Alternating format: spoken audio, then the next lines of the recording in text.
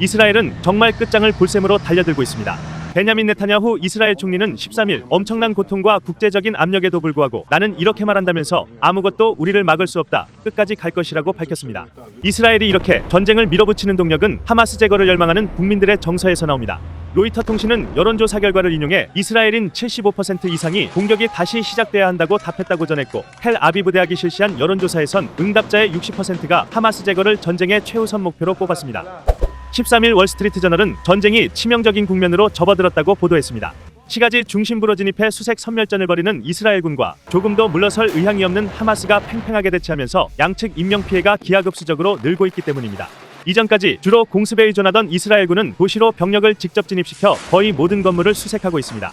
이렇게 작전 양상을 바꾼 이유는 건물에 숨어든 하마스를 완전히 섬멸하기 위해서도 있지만 민간인 사상자를 줄이기 위한 이유도 있는데요. 그러나 이 같은 전술은 자국군 인명피해로 이어질 수밖에 없습니다. 땅굴에 숨어있던 하마스 대원들은 전차가 지나가는 길목에 강력한 폭탄을 설치해놓고 그 위를 지나갈 때 지뢰처럼 터뜨리는 등 격렬한 전투가 이어지고 있습니다.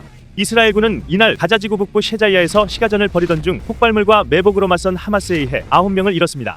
셰자이아에서 숨진 9명 포함 이날 하루 동안 10명을 잃었는데, 이는 지상전을 개시한 이래 단일 전투에서 겪은 가장 큰 피해입니다. 사망자 중 7명은 최정예 부대로 알려진 골라니 보병여단 병사, 나머지 2명은 정예 특수전술구조대인 669 부대 소속이었을 만큼 하마스의 기세가 만만치 않습니다.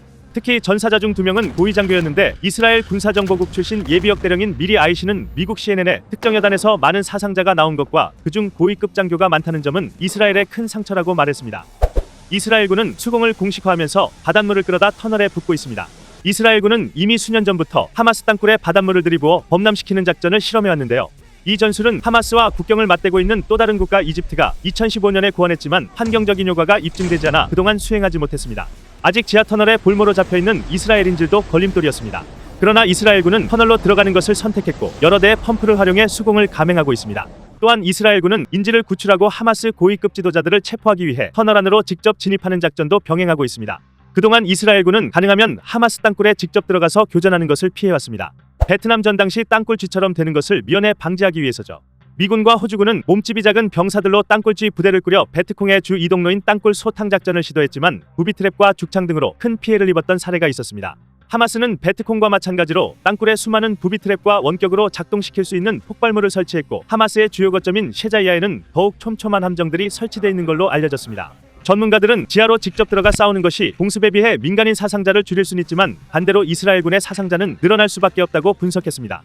그러나 아이신 예비역 대령은 하마스의 군사적 역량이 존재하는 한 우리는 이스라엘에 살 수가 없다는 사실을 전 세계가 이해해야 한다고 말하는 등 이스라엘군은 어떠한 피해를 입더라도 하마스 최후의 1인까지 섬멸하겠다며 작전을 펴고 있습니다.